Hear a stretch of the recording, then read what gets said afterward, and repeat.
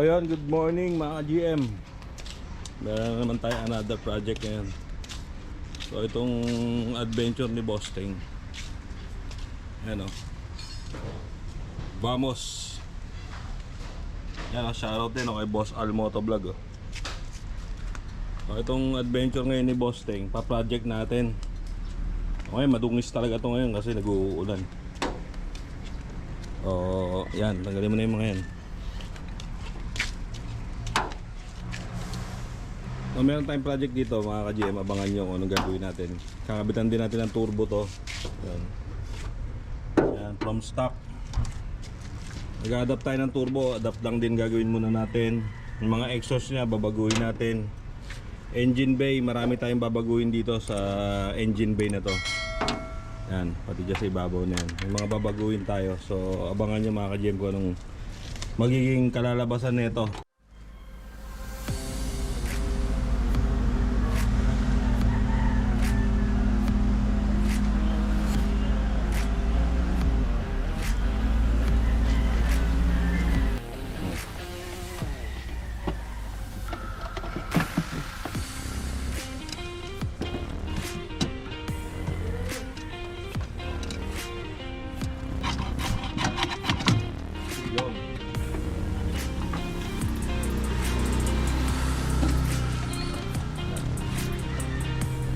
Ito, yan, nakahook lang din yung baso.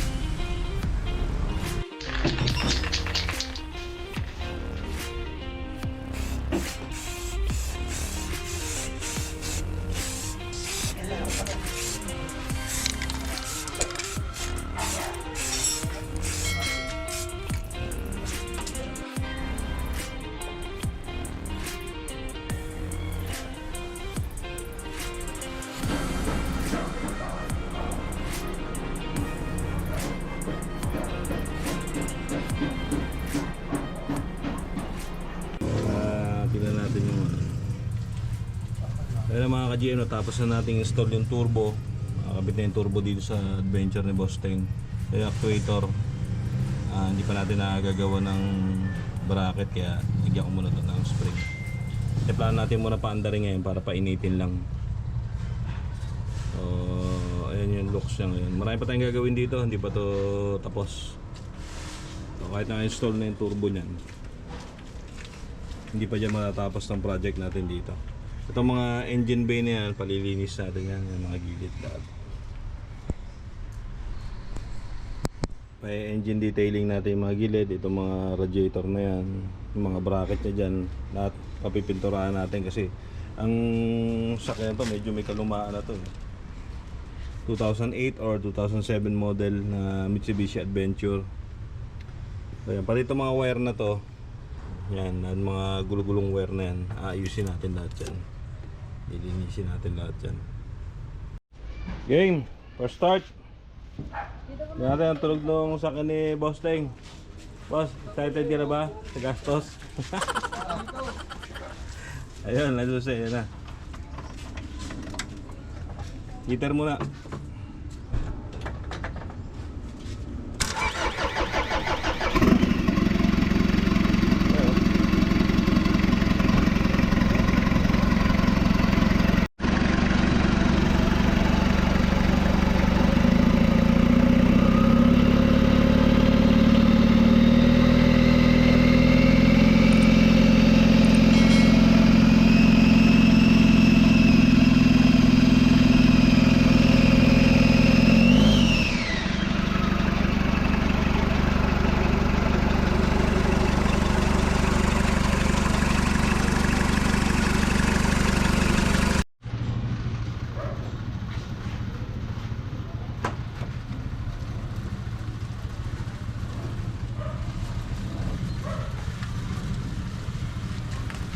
Parang di lumilinis.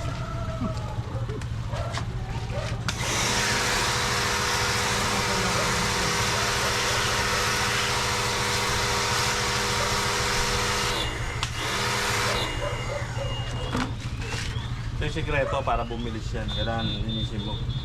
Natanggal yung dumi. Kaya natin yung effective yung Vamos degreaser. Effective. Mataroon na.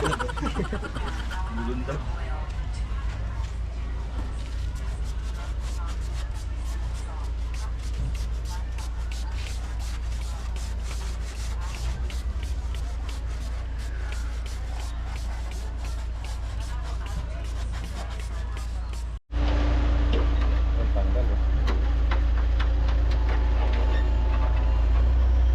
Isang brush natin siya, yung paint brush, yung bago.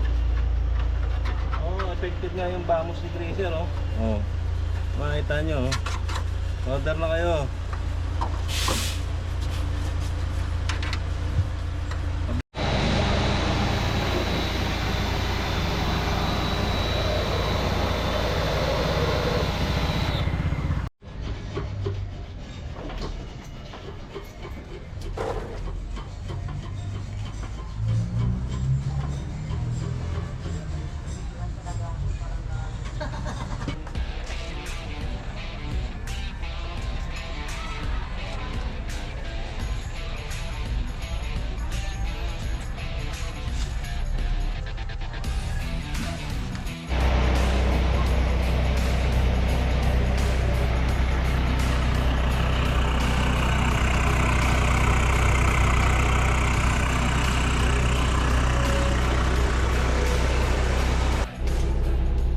So yun mga ka-GM, ito na update natin ngayon dito sa may adventure ni Boss Teng.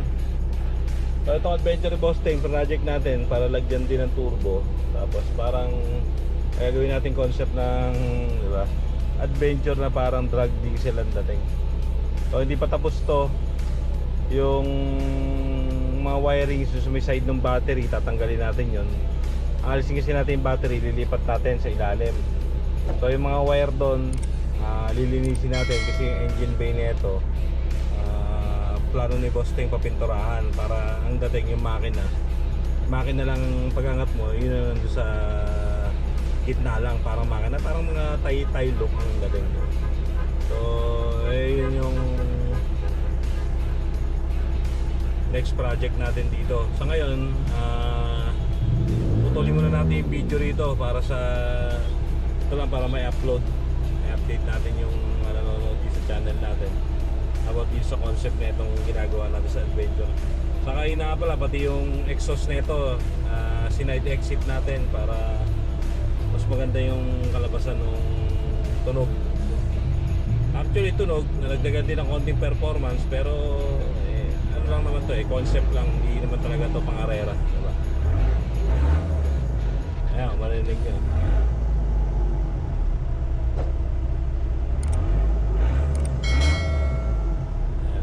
Simple, di ba? Pasilipin natin yung engine bay niya ngayon.